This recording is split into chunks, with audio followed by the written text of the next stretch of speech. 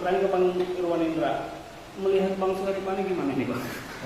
Kok mau gitu tiba-tiba? Jadi saya memang tidak terlalu lama mengenal beliau ya, baru-baru lah, 2019 saya kira Bang ya, baru kenal beliau dan ternyata kami memiliki chemistry, ada kecocokan gitu kan. Apalagi kami sama-sama alumni Jogja, kemudian memiliki visi dan misi yang sama. Semangat saya untuk pulang kampung, bangun kampung itu atau Marsipaturi Hutan Api itu tersambut baik oleh Bang Suharipani. Makanya kami bismillah jalan bareng kira-kira. Sumbangan pemikiran abang yang kira-kira kemudian bisa membuat, ini kan banyak tugasannya nih. Iya. Lebih banyak beliau. Jadi Apa ya? Jadi saya memandang memang prinsip 3K yang menjadi rangkuman dari visi misi kami itu merupakan satu hal yang sangat penting untuk kita bisa aplikasikan. Kolaborasi misalnya, kita mengetahui bahwa Labuhan Batu itu nggak bisa kita selesaikan sendirian. Harus ada pihak-pihak lain yang juga ikut campur dalam proses pembangunan Labuhan Batu. APBD kita berapa sih? Cuma 1,6 triliun kan. Belum lagi nanti itu sebagian besar anggaran itu digunakan untuk pembiayaan rutin, ASN, kepala desa dan sebagainya. Sementara kita punya APBN yang nilainya 1.200 triliun, ya kan? Kenapa nggak bisa kita kolaborasikan ini sehingga pembangunan Labuhan Batu Kabupaten itu bisa jauh lebih cepat? Pengalaman saya di Jakarta itu mudah sebenarnya untuk bisa menurunkan APBN itu ke kabupaten-kabupaten di daerah-daerah. Hanya masalahnya mau dan mampu itu aja. Kalau nggak mau ya udah ditinggal. Makanya selama ini kan selalu daerah di Jawa saja yang selalu mendapatkan perhatian dan alokasi khusus dan alokasi umum itu kan. Padahal sebenarnya kalau kita mau bisa dan banyak. 1.200 triliun. Saya kira itu sesuatu hal yang bisa kita manfaatkan. Belum lagi kita bicara APBD provinsi, belum lagi bicara swasta, belum lagi bicara luar negeri. Ini kan satu bentuk kolaborasi yang harus kita maksimalkan. Kreativitas juga demikian. Gak bisa kita hanya mengandalkan sesuatu hal yang itu saja kan, sesuatu hal yang konvensional.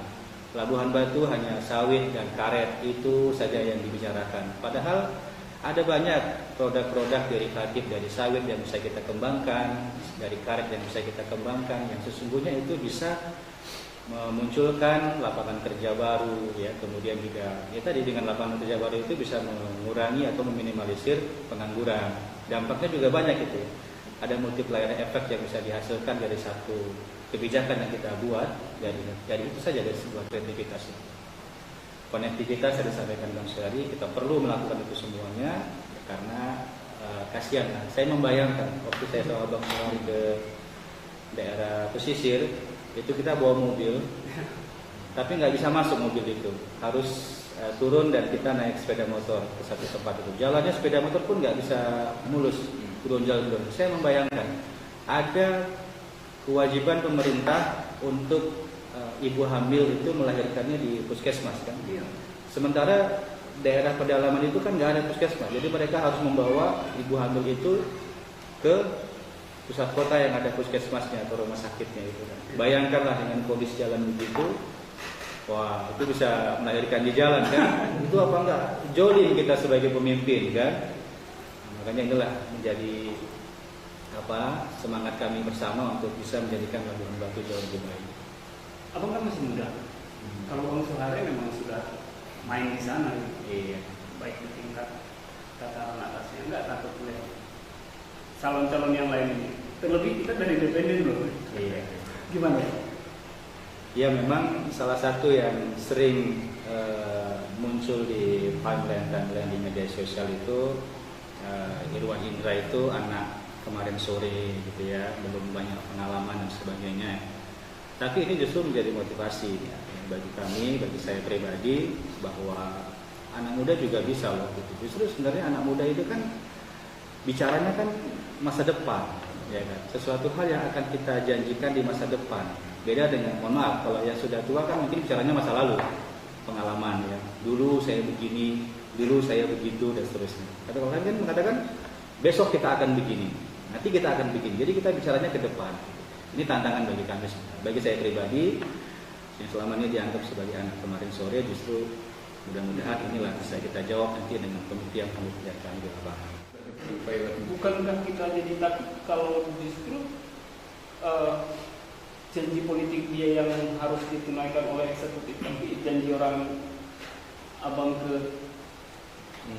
pemilih kita dulu jadi enggak, yang mana dulu ini kan seperti itu juga gitu, gimana? Mungkin lebih ke kemampuan kita mengkomunikasikan ya. Jadi lebih bahasa-bahasa persuasif, mungkin tidak hanya sekedar beradu kebijakan. Kan mungkin ya kalau adu kebijakan beranggar siapa yang paling kuat kan. Iya. Jadi lebih ke komunikasi. Cuman saya melihat ada satu hal fenomena yang menarik di pilkada kali ini, bahkan mungkin jadi pelajaran untuk pilkada-pilkada berikutnya, tentang partai politik yang menurut saya bisa jadi suatu saat ternegasikan gitu. Tapi bukan berarti saya bertentangan dengan partai politik, bukan berarti saya tidak mengakui partai politik.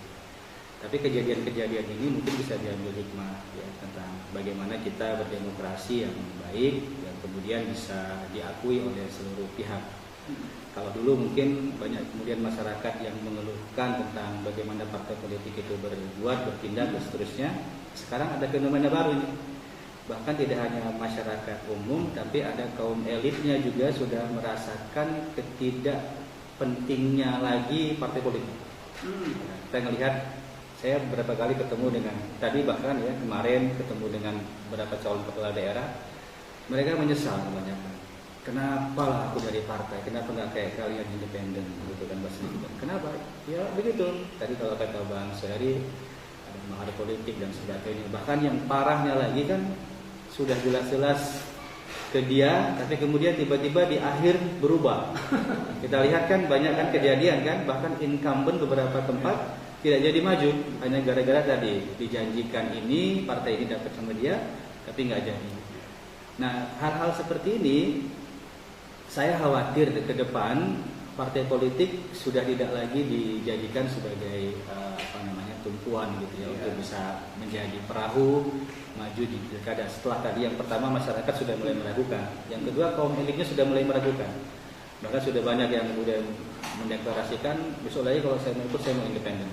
Nah, gitu ya. Meskipun caranya mungkin mereka belum merasakan bagaimana cara kami independen ya, agak susah sebenarnya kami gitu kan. Tapi mereka meyakini kalau independen jauh lebih pasti, ya kan? Kadang-kadang kita ini kan menghadapi ketidakpastian itu jauh lebih berat dibandingkan dengan sesuatu hal yang lain. Kalau kami independen ini kan sudah pasti, kalau memang nggak jadi ya nggak jadi, ya kan? Kalau jadi ya jadi. Kalau partai melihat ini kan sekarang nggak pasti mereka, jadi nggak tahayul kan, tahiyat tak betul. Gitu. Ternyata di akhir-akhir nggak betul. Awalnya dapat partai A, ternyata di akhir-akhir nggak jadi. Saya lihat itu di Bandung. Kabupaten Bandung, dia incumbent, partainya dia terbesar, dapat 10 kursi, tetapi hanya untuk maju itu butuh 11 kursi, dia butuh 1 kursi lagi. Sampai di akhir itu ketika awalnya sudah menjalin komunikasi dengan partai lain, sudah oke, deal, tiba-tiba lari semua. Incumbent nggak jadi maju, partai terbesar nggak bisa mengusung. Bayangkan. Nah, hal-hal seperti ini menurut saya jadi pelajaran bahwa kita berdemokrasi itu juga harus bisa mematuhi etika-etika politik ya. Kalau memang sudah sama dia gitu ya. Nah, ini kan banyak kepentingan kan. Masyarakat kan juga sudah melihat itu sebenarnya. Jangan sampailah ke depan. Ini masukan kami sebagai orang independen kepada partai politik. Cobalah kita memahami tentang situasi ini. Artinya menurut Abang sudah mulai muncul bibit-bibit ketidakpercayaan kepada partai ini dari akar rumput ya. Bahkan kemarin kan viral yang Bupati Jember ya, yang perempuan itu beliau dari independen. Kenapa dari independen? Banyak alasan beliau kan. Itu yang memicu banyak kemudian calon-calon yang sudah partainya sekarang ini, besok saya maju nggak mau lewat partai lagi, independen aja. Bang, di Sumatera Utara yang pertama kalau nggak salah yang dari independen yang bisa menangkan pemilu ya, yang batu-batu. Dan kemudian setelah menang semua partai politik mendekati ini. Kalau nanti kejadiannya begitu, tertarik untuk menjadi pengurus partai politik atau seperti apa? Tentu itu sebuah power kan Pak. Kita tidak bisa menafikan. Sebenarnya kalau saya pribadi secara sadar, partai politik bagi negara ini sangat penting. Kenapa negara ini begini? Ya, akibat salah satu sudah menjadi alasan juga kelemahan partai politik. Nah, agar ini tidak menjadi terus seperti rumah yang roboh pilar-pilarnya, nah, partai politik kita harus benar-benar yang modern nantinya. Nah, kami harapannya memang kenapa tidak, andainya ada komitmen untuk membangun sistem politik yang baik. Saya sebenarnya pun enggak, karena mencintai partai politik sebenarnya akhirnya memilih jalur independen. Apa artinya? Gimana? Karena mencintai partai politik makanya Memilih jalur independen. Karena gitu-gitulah akibatnya kalau terlalu mencintai, nggak baik juga kan? Ya. Kita kasih uang. Jadi kami akhirnya memilih jalur independen, dan itu ekspresi rakyat juga sebagian yang masih Mencintai kan tidak harus berada di lingkungan. Jadi kita mungkin mencintai dengan cara yang berbeda. Mencintai partai politik dengan maju lewat independen itu bagian dari strategi kami mencintai partai politik. Maka tadi saya sampaikan kan, kami berada di independen ini menyampaikan masukan kepada partai politik. Itu bentuk kecintaan kami juga sama partai politik. Jadi kan tidak anti partai politik. tidak di partai politik. Karena ketika tidak ada kompatriot dari partai politik, dia mungkin nggak akan tahu yang mana yang harus dikoreksi. Bayangkan kuatnya partai politik andainya mereka bekerja, dia punya susunan sampai ke dusun. Andainya praktek partai politik kita ini seperti praktek partai politik dulu di tahun 50-an. Mantap demokrasi kita ini. Mana partai politiknya makin banyak ya. Nih, Baik, mungkin ngobrol-ngobrol kita ini akan segera berakhir, dan yang terakhir dari jalur partai dari independen, boleh nggak kita buka-bukaan sedikit? Kira-kira kisaran yang kos politik, kalau abang sebutkan kalau bukan kos politik atau mahar politik, mungkin beda tadi dengan pasti dong ada yang dikeluarkan. Iya, ada yang bilang Kita harus jujur kan. sudah keluar uang 12 miliar. jadi kami membiasakan bahwa uang itu akan selalu mengikuti gagasan. Jadi gagasan, ide, narasi itu yang akan diutamakan. Maka uang itu akan mengikuti sebenarnya. Makanya kalau dikatakan berapa yang kami miliki, berapa yang mereka punya, kami punya insya Allah. Tinggal bagaimana kita bisa mengembangkan itu kan. Nah, cuman kita kan punya banyak strategi yang sebenarnya tidak hanya sekedar uang sebagai andalannya gitu ya. Ini boleh dibocorkan satu strategi. Ini khawatir nanti di contoh yang lain ya. Gak apa-apa, tapi ini bagian dari pelajaran politik. Jadi selama ini kan senjata pamungkas dari kandidat itu kan money politik. Bahwa mereka menggunakan itu sebagai satu-satunya senjata pamungkas.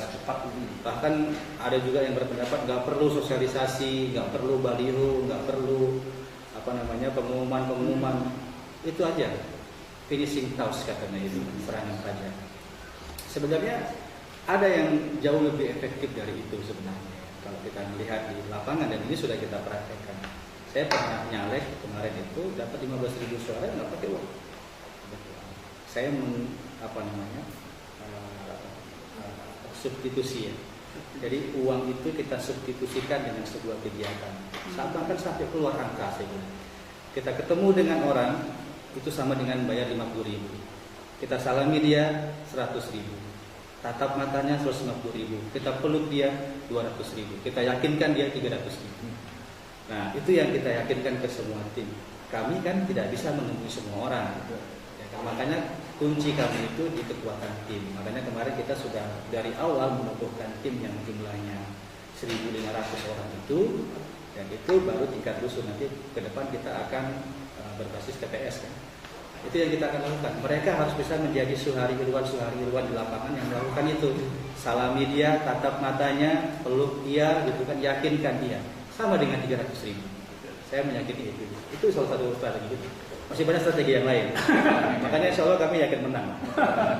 Baik, mungkin closing statement tentang topik kita hari ini, Bang. Peluang independen di Pilkada 2020, dan bolehlah mungkin Abang ada mau menyampaikan juga ke masyarakat Sumatera Utara. Baik. Iya, saya mungkin lebih ke meyakinkan kepada masyarakat Labuhan Batu khususnya bahwa sudah banyak yang mengenal Bang Suhari Pane. Beliau ini sudah, kalau saya kan baru dikenal, baru pulang, jadi nggak perlu lihat saya. Lihat Bang Suhari Pane, kemudian tatap mungkin wajahnya, matanya, kemudian raba hatinya gitu kan, tanya dari lubuk hati yang paling dalam, kira-kira bisa nggak Bang Suhari Pane itu memimpin Labuhan Batu dengan baik? Dan saya yakin sebagian besar masyarakat Labuhan Batu akan menjawab beliau bisa gitu. Jadi deep down in your heart itu, dari lubuk hati yang paling dalam, tanyakan Suhari Pane itu bisa nggak jadi pembantu kita. Saya sejak awal meyakini bahwa beliau bisa jadi pemimpin kita, pemimpin Labuhan Batu. Dan dulu 2015 saya menyesal kenapa bukan beliau yang jadi gitu. Harusnya kan beliau yang jadi gitu. Kalau beliau jadi kan saya nggak perlu turun dari Jakarta. Karena beliau belum jadi, kita turun gunung ini istilahnya. Biar sama-sama ya. Ya insya Allah mudah-mudahan. Ya. Baik, demikian bincang-bincang kita dengan bakal calon bupati dan bakal wakil calon bupati Labuhan Batu yang akan bertarung di Pilkada Labuhan Batu 2020. Ermol TV dan seluruh kru mengucapkan terima kasih kepada seluruh pemirsa yang menyaksikan acara ini, dan Ermol TV akan kembali dengan edisi-edisi yang lain, tentunya masih tetap akan membahas seputar Pilkada 2020 di Sumatera Utara. Akhir kata, selamat sore dan salam sejahtera bagi kita semua.